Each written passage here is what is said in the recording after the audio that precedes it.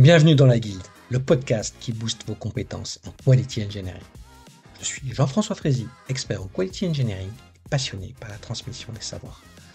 Chaque semaine, je te partage des astuces pour transformer ta façon de travailler en Quality Engineering.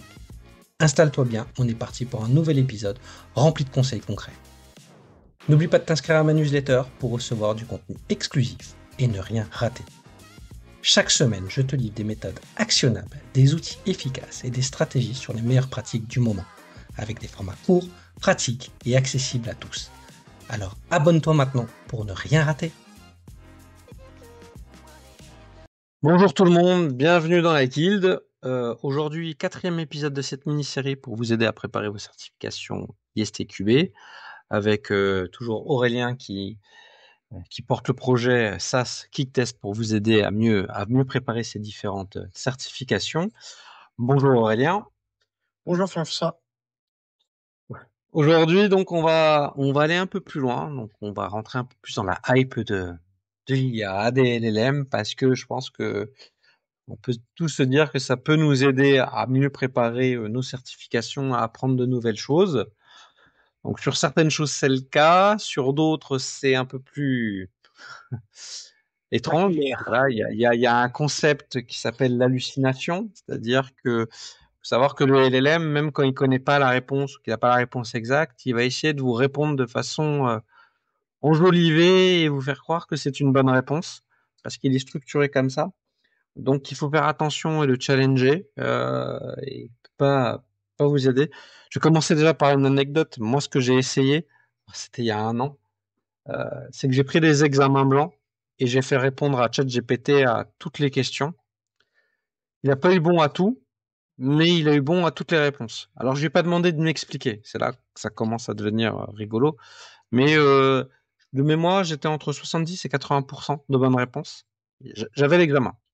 C'était sur un niveau de certification? Sur le Foundation. Sur le Foundation, j'ai pas essayé sur d'autres. Donc, si vous lui déléguez qu'il passe l'examen à votre place, ce qui est impossible, il va l'avoir.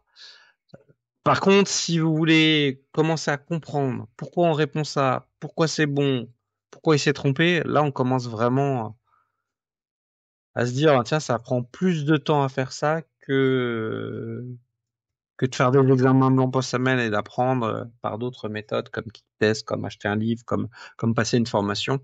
On commence vraiment à galérer, je trouve. Toi, tu as dû le faire sur d'autres certifications. C'est quoi un peu ta vision sur l'utilisation de l'IA pour s'aider à préparer une certification Alors, tu sais quoi? On va sortir un petit peu du contexte ISTQB.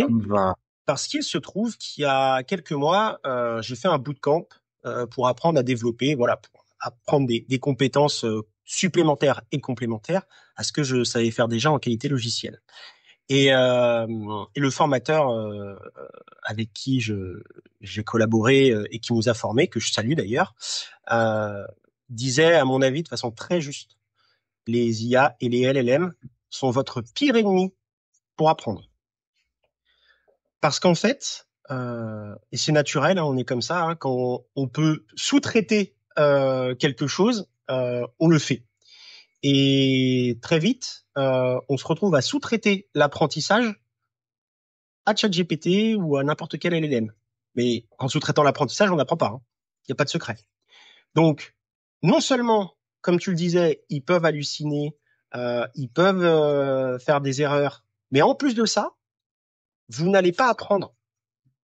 Est-ce que le meilleur moyen d'apprendre, c'est de se tromper, c'est de faire des erreurs? Le meilleur moyen d'apprendre, c'est de se tromper et c'est d'itérer encore et encore et encore. Si vous donnez un examen blanc à ChatGPT, peut-être qu'il va l'avoir, peut-être qu'il va pas l'avoir, peut-être qu'il va faire des erreurs à certaines questions, à d'autres il aura juste. Mais vous, en fait, dans toute cette histoire, à quel moment vous progressez? À quel moment vous êtes en capacité de vous améliorer pour l'obtenir, cette certification? Parce que jusqu'à présent, je crois pas que ce soit possible d'envoyer ChatGPT à votre place pour passer l'examen. Non, même à distance, il faut mettre 2 caméras, regarder qu'on n'ait pas le droit d'aller sur Internet. Oui. Heureusement que c'est impossible. Heureusement. Je sais qu'à distance, ouais, c'est pas facile. Il faut faire le tour du bureau pour voir qu'il n'y ait pas que l'environnement. Donc, tu te filmes par ton téléphone et avec ta caméra. Il faut Ouais, deux j'avoue caméras. que j'ai jamais essayé de le faire à distance parce que quand j'ai vu tous les prérequis, je me suis dit non mais je préfère prendre les transports et aller dans un centre, Dans un au centre centre de d'examen. exactement. Donc pour en revenir au sujet qui nous intéresse, je suis très circonspect sur l'apprentissage avec les LLM, que ce soit dans l'ISTQB ou dans d'autres domaines. Attention, par contre, attention, je veux pas qu'on trahisse mes propos. Je ne dis pas qu'il ne faut pas utiliser l'IA et les LLM. Ce que je dis, c'est que dans un cas pédagogique, je pense que ce n'est pas une bonne pratique. Non, non, mais t'as pas tort, mais Mais par contre, il est clair qu'on va arriver sur des LM spécialisés auxquels on va apprendre, qui vont être plus intéressants. Je crois que tu as un autre projet, pas forcément lié aux certifications, tu travailles dessus là. Et je pense que c'est vrai qu'aujourd'hui, que ça soit Anthropic ou OpenAI, c'est le tout venant. Et c'est vrai que je pense que la tendance, au-delà des agents, c'est des LLM avec des RAG hyper spécialisés, avec des contenus hyper pointus.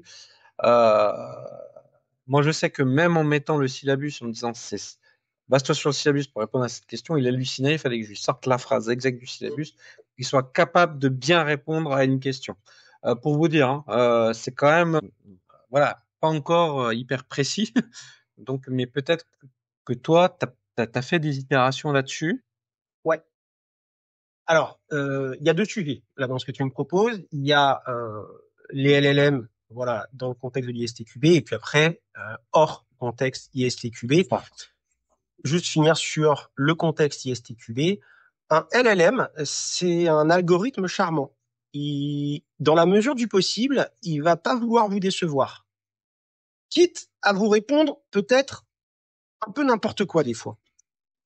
La chose qui peut être terrible, c'est que si vous vous rendez compte que ce qui vous répond n'est pas pertinent et que vous vous entêtez à lui faire dire quelque chose de juste, là, il va commencer à partir dans le n'importe quoi.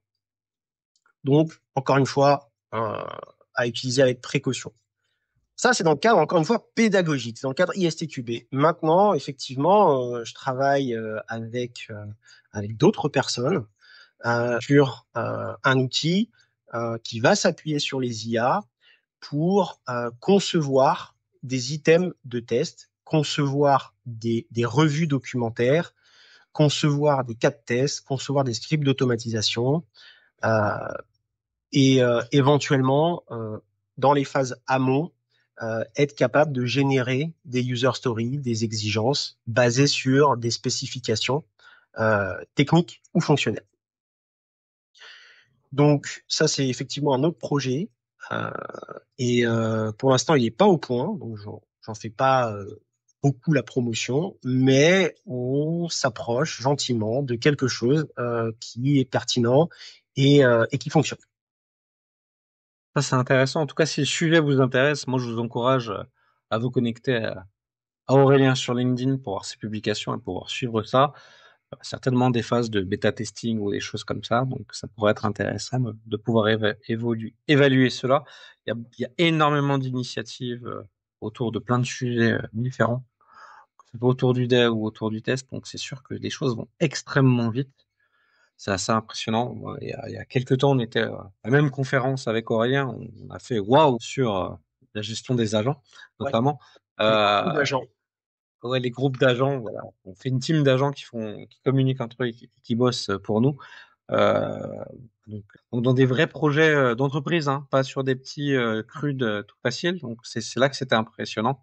Donc il se passe des choses assez Ouais, c'est sûr intéressantes. que ça évolue, les usages Mm. se complètent, s'optimisent.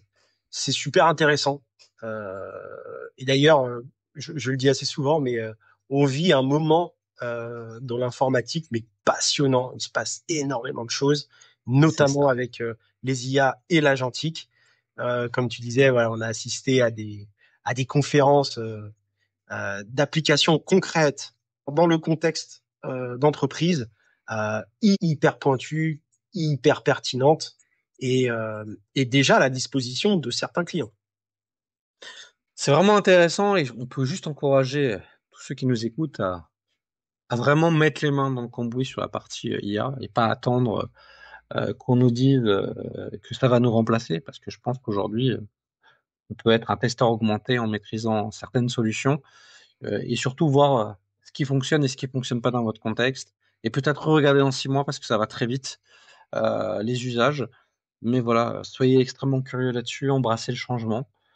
Et puis moi, j'encourage et je le fais moi-même. Pour vraiment faire de la veille, attendez pas que vos entreprises et vos projets disent qu'il faut l'utiliser. Je pense qu'il faut vraiment le faire de façon personnelle, parce que de toute façon, ça va tellement vite qu'en général, les entreprises, elles sont plus en retard qu'une veille qu'on pourrait faire par soi-même. Quel que soit le contexte dans lequel vous travaillez, en général, l'entreprise est moins flexible et moins alerte que vous. Donc, quelque part, ça doit être un peu les testeurs, les qualiticiens au sein de ces organisations qui doivent être le moteur du changement, qui doivent venir apporter les bonnes pratiques. Ne serait-ce que par le fait que le CTO, le responsable du domaine tech, il n'est pas forcément au courant, comme vous pouvez l'être, de ce qui se fait sur le marché de la qualité logicielle, de ce que peut apporter l'IA. Donc, c'est à vous un peu d'évangéliser, à mon avis, les personnes qui sont au niveau managérial. Non, je suis totalement en phase avec toi, Aurélien. On arrive au bout de ce 4e épisode passionnant sur l'utilisation des IA pour mieux essayer de se certifier. On a pu voir que c'est pas encore le cas, mais voilà, restez en veille et voyez ce qu'il en est dans l'écosystème de la qualité logicielle. Dans le prochain et dernier épisode, on va essayer de voir un peu les outils, les ressources, vraiment pour booster cette préparation pour vos certifications. Donc restez avec nous et encore merci pour cet échange passionnant, Aurélien. Avec grand plaisir. Merci d'avoir écouté cet épisode. C'est grâce à toi que la guilde continue de grandir. Si tu as aimé, n'hésite pas à partager autour de toi et à laisser un avis 5 étoiles sur ta plateforme préférée. Je te donne rendez-vous au prochain épisode avec encore plus de conseils pour booster tes compétences.